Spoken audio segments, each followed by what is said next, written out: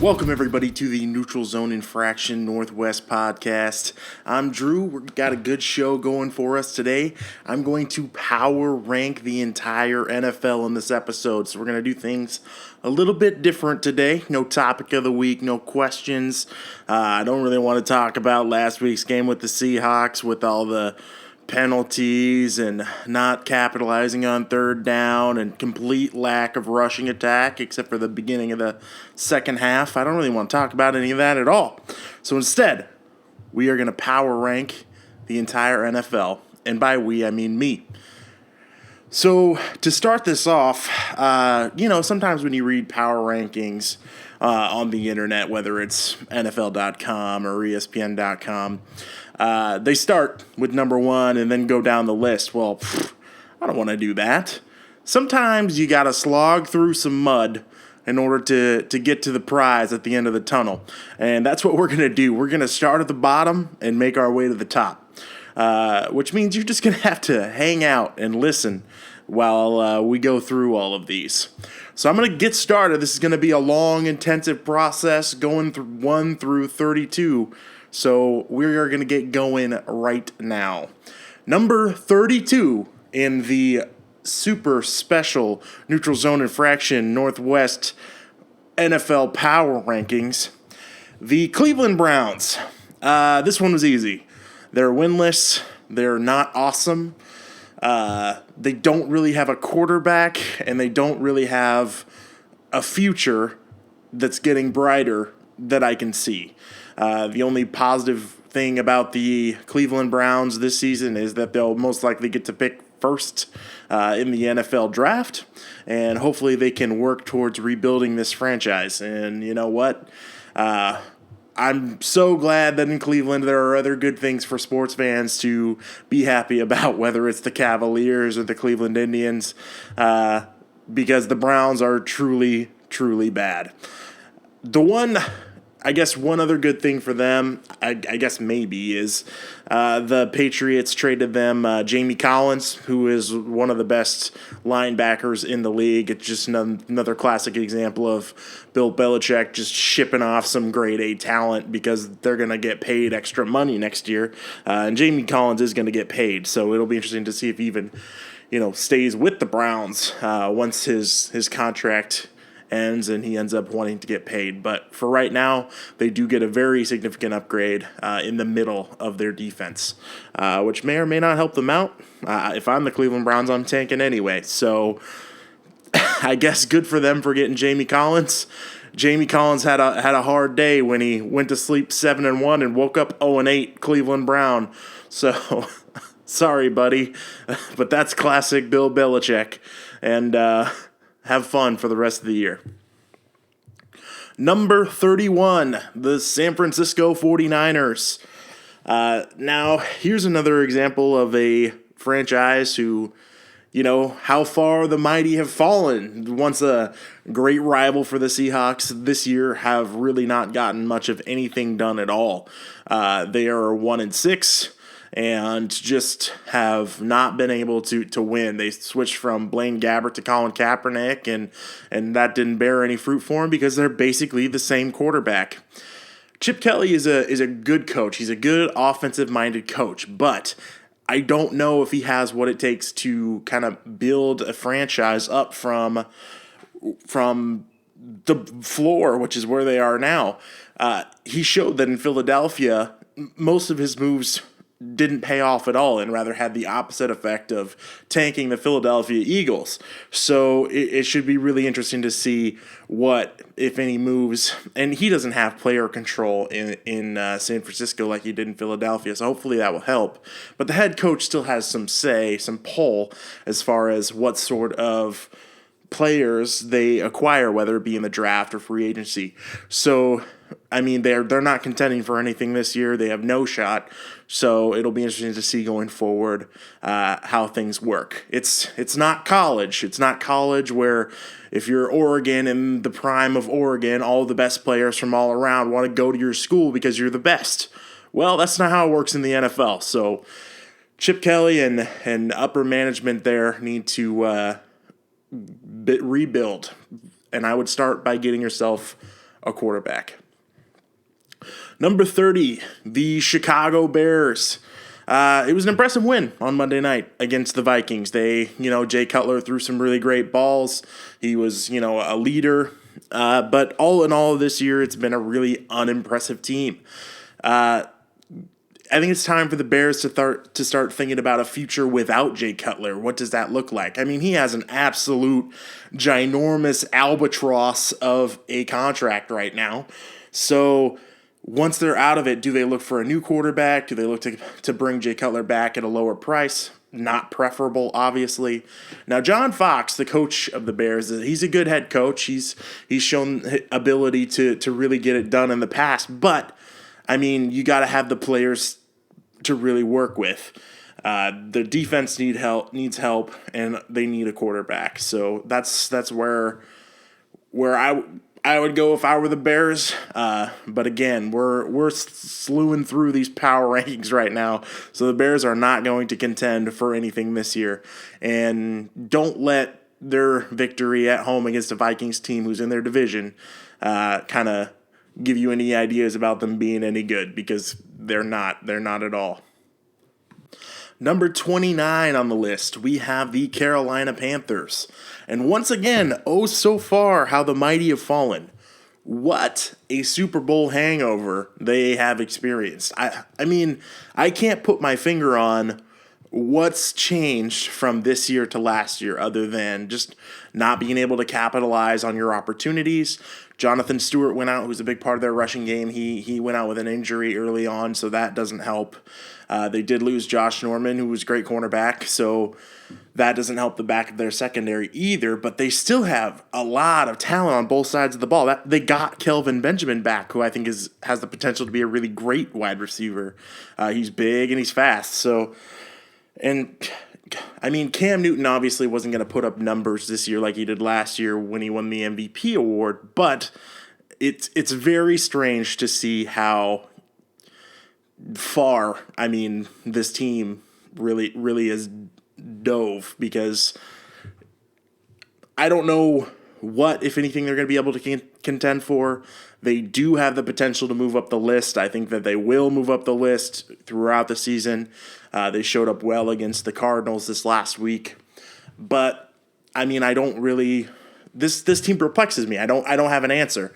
If I was a Carolina Panthers fan, I would feel the same way. Like, what is causing this tremendous free fall from both the Super Bowl, which they just flat out didn't show up in, and, to now where they have 2 wins. So it'll be interesting to see going forward what happens. I don't know if they'll be able to catch the Falcons at this point.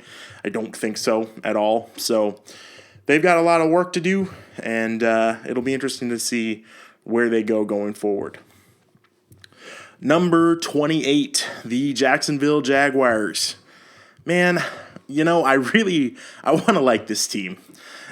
And I want to like them so much that last week in my picks, I picked them to beat the Tennessee Titans, which, that was not my most shining moment as a picker of games.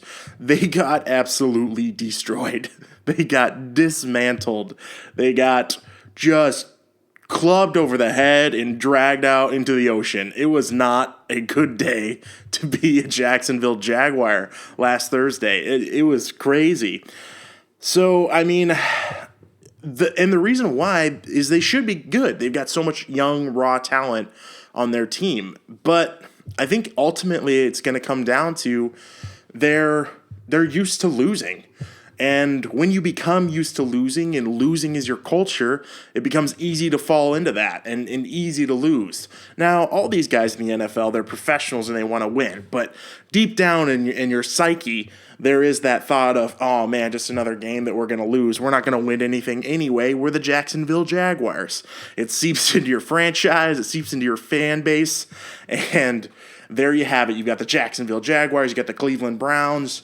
And that's ultimately where we are at this point. Gus Bradley, and it's sad to say this, but his chair is getting pretty warm. He's had some time to turn him around, and he has to some extent, but not near in what they were looking for. So his chair is hot, so he needs to get these guys going. if he could somehow scrape together a 500 season, I think he keeps his job. But I don't know. They play in the worst division in the NFL. So conceivably they could actually win their division still, but I don't see that happening just because they're not that good. Number 27, the Indianapolis Colts. They've been plagued by injury some, but they really just don't have the pieces around Andrew Luck that they need. That coupled with the fact that Andrew Luck, hasn't been playing like Andrew Luck for the better part of 2 years almost, it kind of makes it it's hard to win. They don't play defense really well. They play offense pretty decently with Andrew Luck, but he tries to do too much. He tries to force things, and they end up turning the ball over. They've been struggling to find a running game for the better part of 2 years too. They've been trying so hard that they even traded for Trent Richardson a couple years back, which was not a great trade. And now they've got Frank Gore, the ageless wonder, who is starting to look kind of old, running the ball for them. So if they can get their receivers healthy, they've got some really good ones, and the offense is ultimately going to be up to what carries them into any kind of success. I would, focus on the defense if I was going to try to fix this team. Get some better corners, get some better linebackers, and try to hang on. Because Andrew Luck is a really great quarterback. He can keep you in a game, but when he has to do everything himself, it's just not going to work out for him, and it's not going to work out for the team. Number 26, the New Orleans Saints. This is a classic example of almost a yin and a yang of a team. They have the worst defense in the NFL and one of the best offenses, and you really can't win that way. It proved to be enough against an injured Seahawks team that had some poor officiating done against it to get them a win at home. And they do play really well at home. They always have. But their defense is just too bad to really have any kind of sustained success. Sean Payton is a great offensive mind, a great offensive coach, but they kind of churn through defensive coordinators down there, and ultimately it's a personnel issue. They need to get some people in there. They need to use some draft picks on some defensive guys or free agency, and not miss, and get some guys that can really contribute on that side of the ball. And because if you can hold a team to 24 points, Drew Brees is going to get 25, and that's what he showed this past week against the Seahawks. I think Drew Brees is a first-ballot Hall of Famer. He is an excellent quarterback. I really like him, but he can't do it all himself with that offense. So that's why the Saints are all the way down at number 26. Number 25, the New York Jets. Now, this is a team who is not playing up to its talent level right now, just flat out. And the biggest reason why is the sheer amount of turnovers that they've produced in this short season so far. They paid all this money to get Ryan Fitzpatrick, their quarterback, and he's been turning the ball over, and then they benched him, and then the guy they benched him for tore his ACL, and they have these other young guys on the bench that I guess they don't want to play for whatever reason, and sometimes Ryan Fitzpatrick does Fitz magic is what they call it, and does just enough to win, and that's what happened against the Browns this last week. And they got kind of pushed up against the ropes against the Browns earlier in the game. And then I guess on the Jets sideline, they were like, wow, guys, this is the Browns. We need to do something here. And they ended up winning. But, you have to take care of the ball in this league. That's one of the things that the Seahawks preach is, it's all about the ball, take care of the ball. And they just simply do not take care of the ball in the Jets organization, and so that's why they haven't won a lot of games. They play in a tough division, and I don't see them going very far. Obviously, I think they'll move on from Ryan Fitzpatrick after this year, you would think, because he's proved himself to be nothing more than a journeyman who will lose you the ball in the most important situations. And that's not the guy I want at the helm of my team, no matter how good he can play. in the regular season sometimes. Consistency is the name of the game, and just they don't have it. That's why the Jets are number 25. Number 24, the Buccaneers, Tampa Bay. Jameis Winston has some growing up to do. But, I think he is the future of that franchise. I think he still turns the ball over too much, but, it wasn't the exponential jump that some people thought he would experience coming out of college when he turned the ball over a lot too. He's got a gunslinger mentality, and so he'll try to fit balls in places they don't go. But they've got some young talent on that team, and I think with a few more high draft picks, a couple more years of development, they could end up, contending in their own way. It seems like everyone with them is a shootout too. So, and yeah, you're going to hear this a lot throughout this list is defense, defense, defense. Where's your defense, Tampa Bay Buccaneers? I don't see it. I haven't watched that many Tampa Bay Buccaneers games this year, but the ones that I've seen, it seems to be all about the offense. Jameis Winston, Mike Evans, passing the ball to each other. So it'll be interesting to see going forward what they're able to accomplish. But right now they're just a very, very mediocre team. Number 23, the Baltimore Ravens.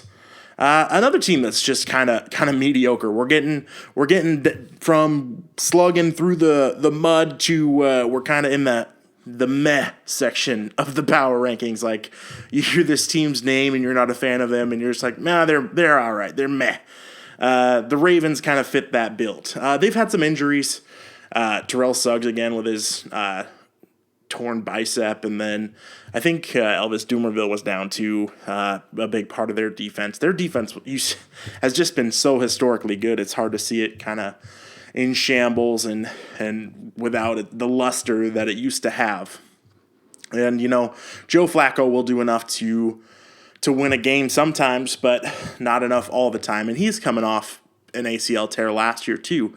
So I'm sure that no matter how much he at the beginning of the year and even now he's 100%, you're still thinking about that in the back of your mind sometimes, and that can have an effect on you, as well as releasing your leading rusher from last year and getting another guy in Terrence West and trying to run the ball that way. I don't expect this team to really move around too much in this list. I expect them to be right around 500, 7-9, 8-8 by the time the end of the year comes around. And I don't know how they're going to look to address that in the off season or in season before the trade deadline. But I just don't have high hopes for them this season. Number 22, the Chargers. They seem to have overcome whatever kind of crazy sickness bug they had at the beginning of the year where they'd get a giant lead and then lose it in the most inexplicable way possible. So that's kind of a good sickness to rid yourself of. So good for them on that. Phillip Rivers is going to be ultra competitive and try to keep you in a game for as long as possible. I don't know how much longer he's going to play. The dude has like 27 kids, so maybe he's trying to pay for college for all 27 of them, which on an NFL salary, which means he should only have about $500,000 in student loans, something like that. Yeah, that's a real thing. So, they play in the best division in football right now, the AFC West, and they are at the bottom of it. So there's not much they're going to be able to do to contend, but good for them for trying. They're always going to try with Phillip Rivers, and they've gotten bit real bad by the injury bug too with Keenan Allen, Manti Te'o, and whatever that third round or number 3 overall draft pick is going to end up doing for him. I saw him make one good tackle one time, but other than that, I haven't heard his name called that much. So, I mean, they're just going to have to keep on chugging. How much longer does Phillip Rivers have? I don't know. A couple more years maybe. So I think it might be time to draft a quarterback and let him learn from Phillip Rivers and really maybe propel that franchise into some some legitimacy. Number 21, the Miami Dolphins.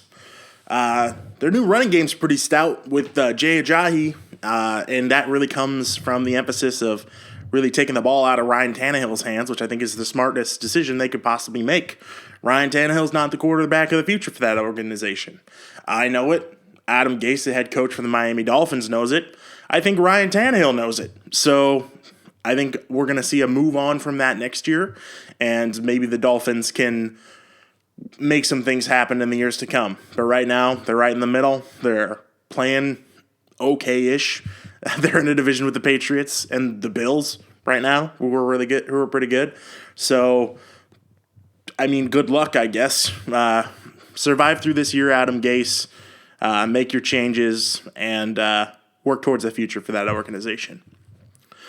Number 20, the Los Angeles Rams.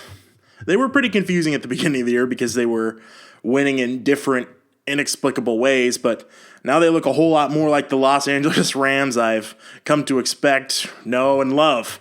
And that is the ones that are going to play Case Keenum over their number 1 overall draft pick and try to be as close to 500 as physically, humanely possible. So I don't know what Jeff Fisher's master plan is. I watched Hard Knocks. I talked about it before, where Jared Goff, number 1 overall pick, didn't look good.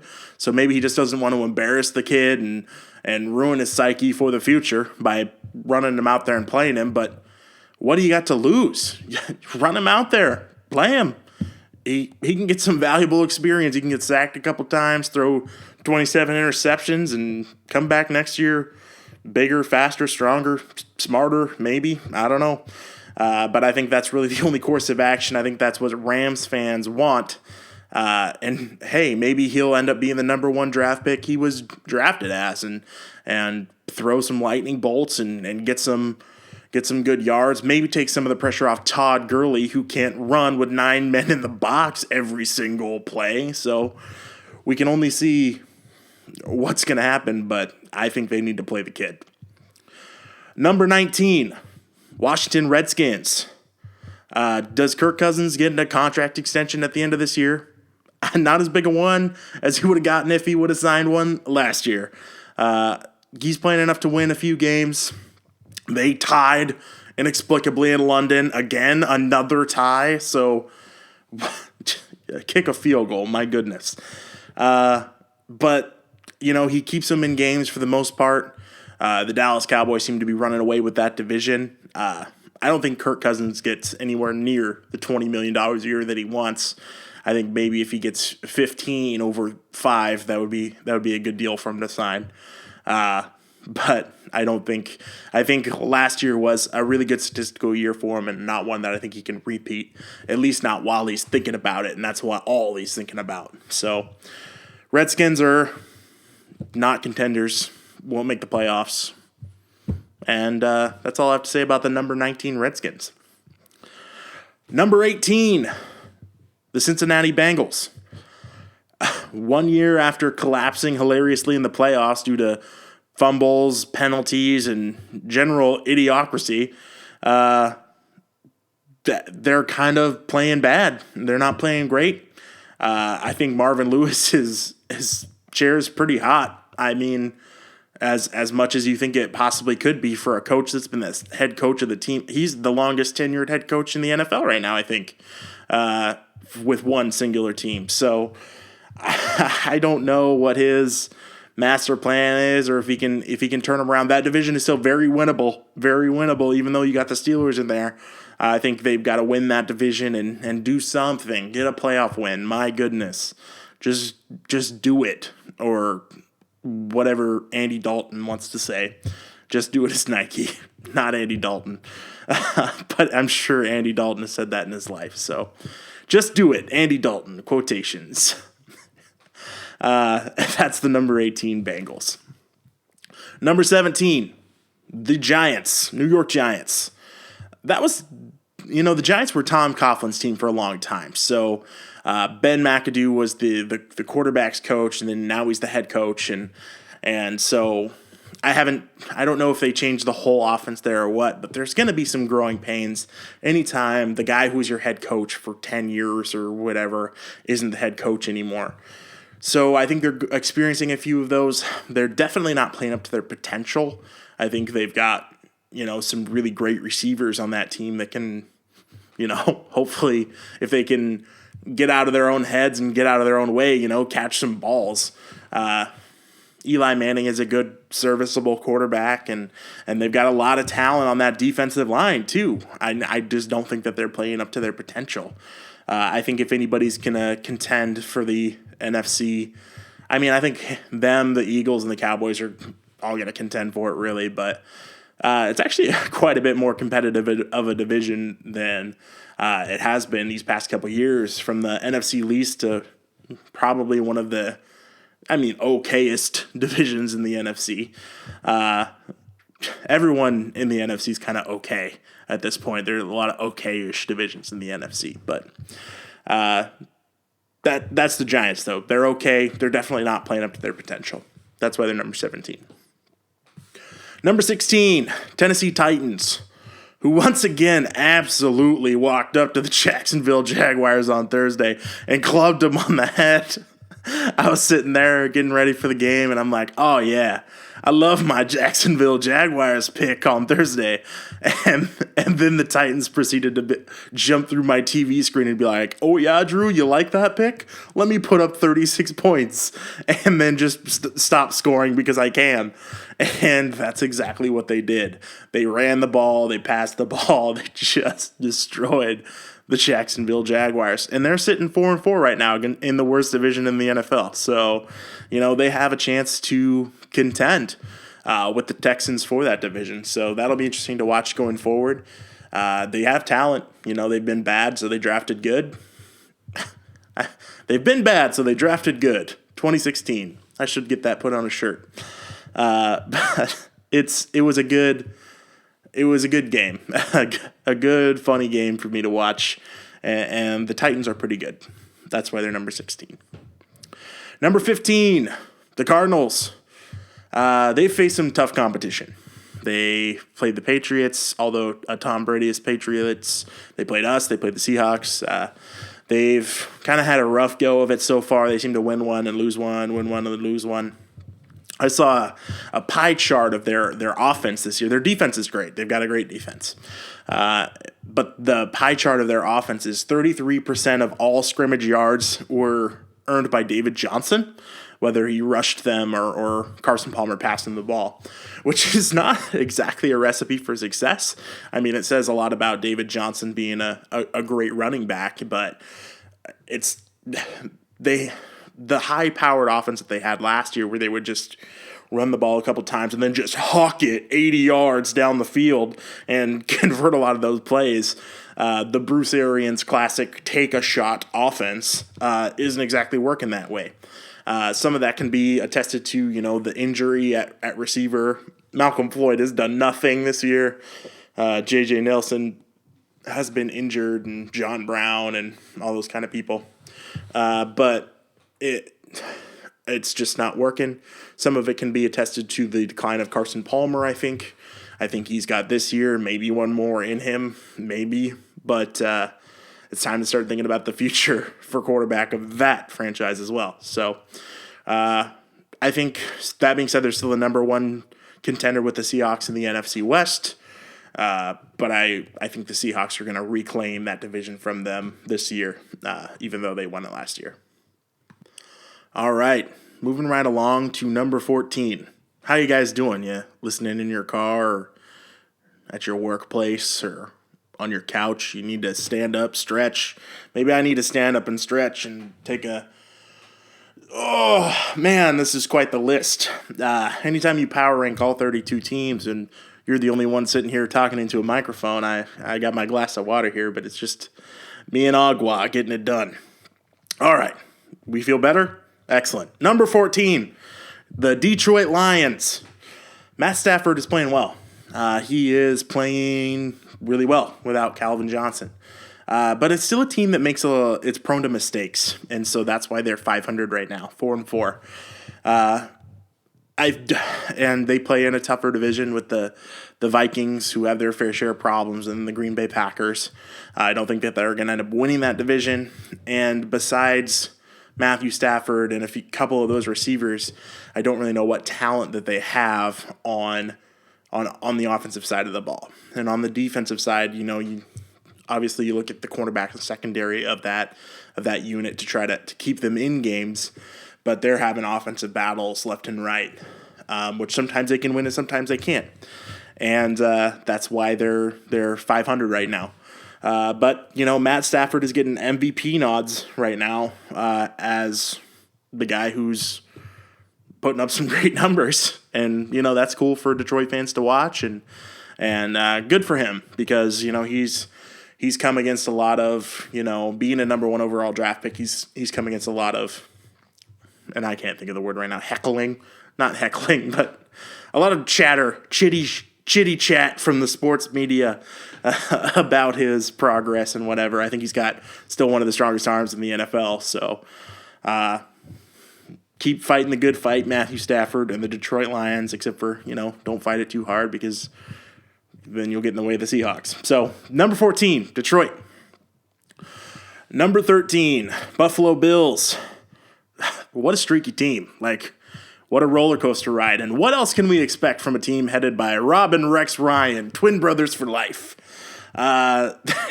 They're fun to watch sometimes, and sometimes they're just inexplicably terrible. So I don't know.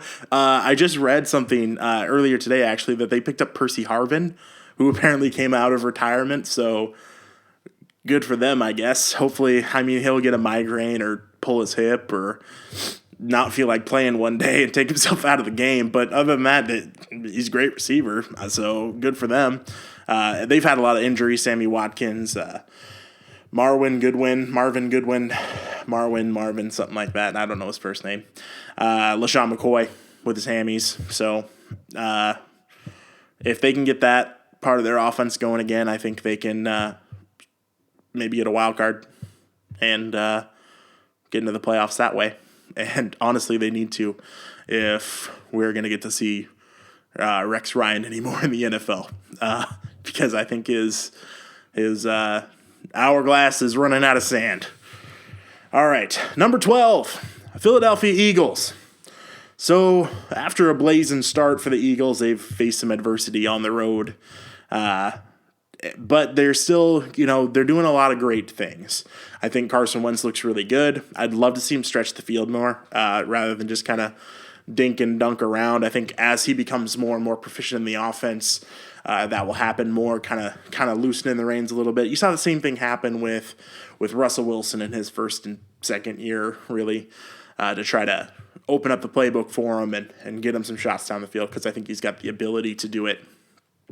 Some of the coolest things that I've seen him do are coming up to the line of scrimmage and changing the play, and he really has command of the offense really well for someone who is a rookie. He takes too many hits when he runs the ball, but he's really proved to be a really good number 2 overall pick for the Philadelphia Eagles, who traded up to get him. So good for them. I think that that's going to be good for them for the future. I think they can still contend with the Cowboys for that division. Stretch the field. Let them stretch the field. The defense is playing lights out. They're playing really well. They played well enough to win this last week against the Cowboys, but lost it in overtime. But I think they're good. I think they definitely have the potential to make the playoffs. And they're number 12 on the list. Number 11, Houston Texans. They've got a great head coach. Bill O'Brien. He's a Bill Belichick disciple, basically. So he learned all kinds of great stuff from him. They've got a lot of talent on their team on both sides of the ball, which is helpful. Brock Osweiler has played terribly on the road and well enough at home to win. They're 0-3 on the road, 5-0 at home. So I guess if it keeps going this way, they'll be 8-8. But you'd have to think 8-8 might win that division, though. Honestly, it really might. AFC South is just trash. They're just garbage. But I think that if they can, find a way to steal maybe a couple on the road, then they're in good shape to head to the playoffs and get kicked out the first round because they're number 11 on this list and not number 6 or number 5 or anything like that. Let's not get too crazy, people. But they're pretty good. Number 11 on the list, Houston Texans. Number 10, Kansas City Chiefs. You know, they play well enough to win most of the time. My one thought with the Kansas City Chiefs is, Andy Reid's a great head coach. Alex Smith does enough to win. If they could ever get Jamal Charles, Spencer Ware tandem going. I think I just saw Jamal Charles went to the IR, so that's not happening. But Spencer Ware, he's a good running back, and they play great defense. Their secondary especially, and then they've got Justin Houston, Tom Bahali, those guys that can rush the passer. But the one thing that just sticks out in my mind is the absolute drubbing, the evisceration, decimation that they experienced at the hands of the Steelers in week 2 or week 3. I watched, it was a primetime game. I watched that happen and before my eyes, and it was like 43-6 or something awful. And a lot of that has to do with the Steelers' high-powered offense that they have. But, man, it's hard to watch a game like that and put them much higher on this list, even with their record. They're at 5-2 right now. And they haven't really played that many teams that are that good. And the one they did, the Steelers, and within their own division somewhat, they beat the Raiders at home. But they got crushed. So that's the thing that's sticking out in my mind, and that's why they're not higher up on the list. But they're a good team. Good team. Should be interesting to see what happens going forward. Number 9, Green Bay Packers. They've gotten some of their offensive woes figured out as far as the passing game is concerned with Aaron Rodgers. He really chucked the ball well against the Falcons and has for the past couple weeks. Their running game, I guess, they used Eddie Lacy's on the IR. James Starks is injured, so they traded for Nile Davis from the Chiefs and then released him this last week. They had Ty Montgomery, who's a wide receiver, but has been running the ball. He looks like a running back. But then he sat out because his kidneys hurt or something. But so, I guess they need a running back. I don't know. But if they can get a rush going and maybe do some play action, it might make it a little easier for Aaron Rodgers to maybe get some open receivers to throw to, as opposed to basically trying to hit tiny targets way down the field that he's been lacing them into more times than not. So their offense is really good. On the defensive side of the ball, ouch. The number of injuries is pretty staggering. The top 3 corners in that cornerback room, defensive back room, are out. So I think they're playing safeties and undrafted rookies, and I don't even know the names of who they're playing in their secondary. Clay Matthews sat out. I don't know if that's how much of an injury that is, but I think that's a lot of the reason why they lost to the Falcons. If they can get that figured out, I think they have a chance to contend for the division with the Vikings. If they can, I think it might be tough sledding, wild card spot, maybe miss the playoffs for the first time in a long time. And then you've got questions about Mike McCarthy. But as of right now, I think they're on track to make it. Number 9 on the list, Green Bay Packers. Number 8, we've got the Pittsburgh Steelers, who haven't played up to their potential. Big Ben is injured. Classic. What else is new? He should be back this week against the Ravens. When Big Ben is healthy, when that offense is healthy, it is in my mind the number 1 offense in the NFL. So they've got so many weapons, and they can really put up the points on you really, really fast. The defense is not what it used to be, but they still got some good pieces. I think they end up winning their division unless the Bengals, I guess, can play better. But Big Ben is coming back this week, so I think they put a few games between them and the Bengals, and the Steelers still inexplicably lose on the road sometimes against worse teams. They kind of play down to the team they're playing against, which is kind of sucky, but I still think they win their division. Number 8 on the list, Steelers. Number 7, the Raiders. Oakland Raiders. Fun team to watch. Big culture change, like I talked about before. Derek Carr is really good. Amari Cooper is good. A lot of young defensive talent. A lot of young offensive talent. A really young team poised well to be good for the future. And I think Jack Del Rio has really he's done some absolutely crazy stuff on fourth down this year. Some crazy stuff. But it's one of the games. And so if he's gonna win, if he's gonna roll those dice and win, then more power to him. The second he starts losing, I think the hounds come for him. But I think that right now, with the way they're winning, they play in a really tough division with the Broncos and the Chiefs and the Chargers too. So I don't know if they are going to end up winning that division, but I do think that they are poised to make the playoffs and have some success going forward. Number 6, Minnesota Vikings. They lost on Monday night. They have one of the best defenses in the NFL. Young, talented, fast defense. That's not in question at all. The offense has a lot of question marks. Offensive line. Can we run the ball? Of course, those go in tandem. Can Sam Bradford do enough to get it done? Do we have the receiving talent we need? Where is first-round draft pick Laquan Treadwell? Where's this guy who needs to maybe catch a few passes in his rookie year? That would be awesome for the Vikings, but I don't think that they have potential to drop down this list pretty hard in the coming weeks. But I think that right now they've got a pretty firm grip on where they are with the way that defense plays. But they're going to have to find a way to get some offense done in order to win that division and go very far in the playoffs.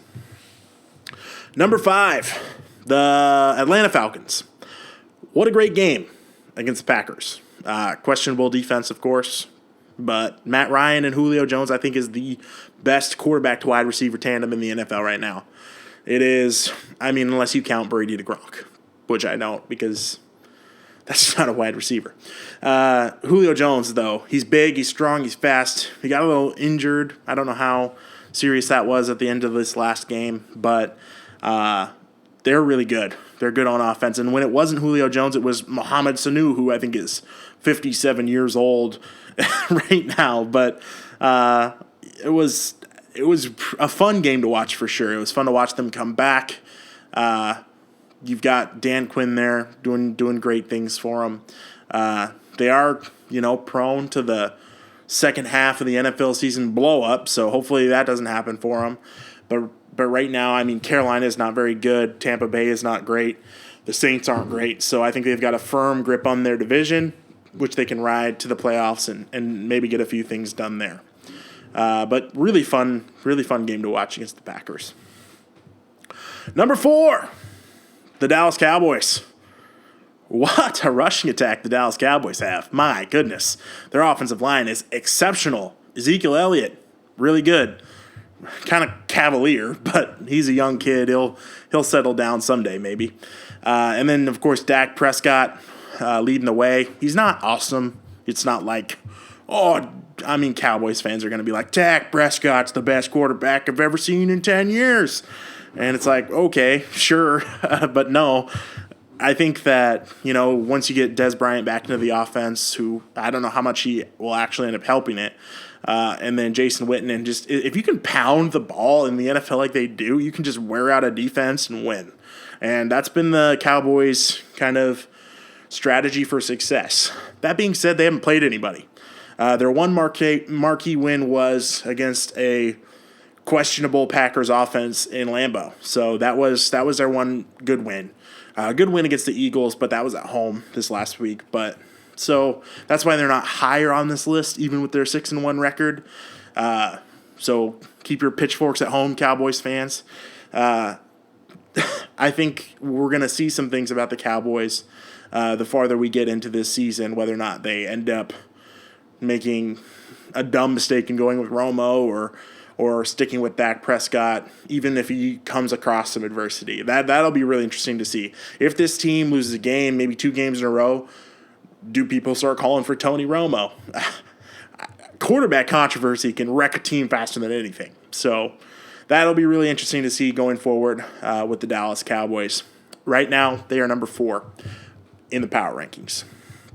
Number 3, the Seattle Seahawks. So, people, this is as high as I could get them to go. As biased as this show is, as true, die hard, bleed blue and green, cry about every referee in the NFL, shake my fist at the sky Seahawks fan I am, this is as high as I could go. This is as high as we can go. Injuries. My goodness. Michael Bennett might have to have surgery. No, thank you.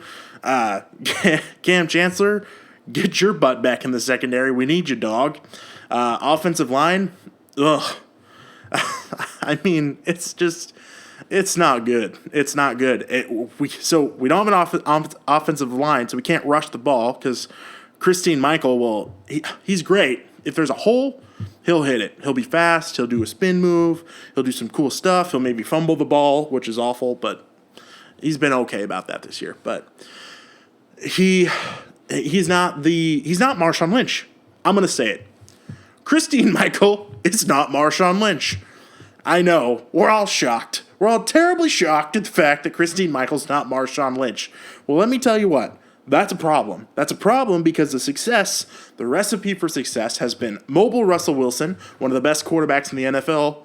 Okay, well, we don't have that right now. We've got Russell Wilson, but he's not mobile Russell Wilson. And Marshawn Lynch, who, okay, you give him a tiny hole, he makes it a big hole. He makes it a big hole like a snow plow, makes snow plowed on the side of the road. Worst analogy of my day. But there you go. You have it now. So that has been the recipe for success for the Seahawks offense. That and playing really tough defense. And we still play really tough defense. We still do. Great defense. But, I mean, the offense has some questions. We need to get some stuff going. Can we please use Jimmy Graham? My God, he's just standing there, 6'7", looking like a Greek god, and we're just not throwing the ball to him. I'm talking to you, Darrell Bevel. Throw the ball to Jimmy Graham. Okay, so I'm going to briefly talk about last week's game against the Saints. We got 10 yards to go. We got 2 seconds. We throw it to Jermaine Kearse in the back corner of the end zone. Fine, Jermaine Kearse has been clutch for us. He has. But you got Jimmy Graham. Put Jimmy Graham out wide. Isolate Jimmy Graham against somebody. If they put 2 guys on him, somebody else is going to be open. What a surprise. Is that the way math works? Just throw him in there. Throw it in his general direction, and maybe he'll catch it. Don't throw it out of bounds at Jermaine Kearse. Okay, I feel a little bit better about that. But, that's why we're number 3 on this list. And it's number 3 with an asterisk. Let me tell you that. As optimistic as I am, and I'm an optimist in a pessimist's body. I will spew pessimism, but deep down inside, I am truly an optimist, I think, and I've learned that more and more. But it's just, we have the potential to free fall. Absolutely free fall down this list. And we got a tough schedule. We've got at Foxborough. We've got at Lambeau. I mean, yuck. Scary. It's a scary time. We could come out the other side, taking our gut shots, if you will, and still winning. But it's going to be tough sledding for sure. We still win the division. We still make the playoffs. Once we're in the playoffs, I think, sky's the limit for us, obviously. We got great talent. But right now we've got some questions, and those are the questions that we have. Number 2 on this list, Denver Broncos. They play excellent defense. They play really great defense. That really helps them. Trevor Siemian, he's really good. He's better than Brock Osweiler right now. So good for you, John Elway. They have kind of a cakewalk-ish, now I say ish, of a schedule coming up. So it's very possible they'll end up winning their division. And if they do, I think they contend for the AFC. But I mean, there's really not much I can say about that. CJ Anderson went down, but they've got Devonta Booker, who has looked pretty good as a young guy too. So they've got all the things that a reigning champ has. So they're really good. Denver Broncos. Number 1 on this list. And they're number 1 on, I'm sure, every power ranking sheet you can find. The evil empire, the New England Patriots. My goodness, they're pretty good at some football. I mean, so good, in fact, Bill Belichick looked his linebacker in the face. He's like, hey, you're pretty good. Are you going to want some money later? He's like, oh, yeah, I can't wait to get paid Von Miller money. And Bill Belichick's like, I'm not going to pay for it. He's like, oh, really? Well, I'll get it from somewhere. He's like, yeah, you will. The Cleveland Browns. See ya. And that's the trade that happened. And it's historically what Bill Belichick is going to do. I mean, that's rough for him, but he'll use whoever works. And it seems to be whoever the heck he wants. No Tom Brady, go 3-1. With Tom Brady, go 4-0 or 3-0. So he's just, all he's doing is throwing touchdown passes and no interceptions and looking scary. So yikes, AFC. Have fun with that. We'll see you in the Super Bowl, maybe. And we'll see you in week 11. Oh, man. Or week 9. I always think it's 11, but I think it's 9. Yeah, it's week 9. 2 weeks. 2 weeks we got these evil empires. So hopefully we can heal up a little bit and not get embarrassed. But the Patriots are really good. That's why they're number 1 on the list. Don't like it. Don't like them. But here we are. All right. We did it. We made it 1 through 32. If you're still listening, great job. Well done. High five. All right. This would be normally the part of the show where I pick games, but because this episode is already crazy long, I'm going to spare you most of that. I'm going to do the ultra super quick fast version just to keep myself honest. Right now, I'm 62-41-2 because there was another tie. Luck. Here's the winners for next week. You heard it here first. Falcons, Vikings, Steelers, Dolphins, Cowboys, Chiefs, Eagles, Panthers, Saints, Chargers, Packers, Raiders, and Hawks on Monday night. All right. Thanks for gutting it out with me. Gutting it out in this special Power Rankings episode of Neutral Zone Infraction. If you have comments, of course, questions, you can send them to neutralzoneinfractionnw@gmail.com. Tweet me at neutralzonenorthwest. Like, share, comment, subscribe. Thank you very much for listening. Have a great week.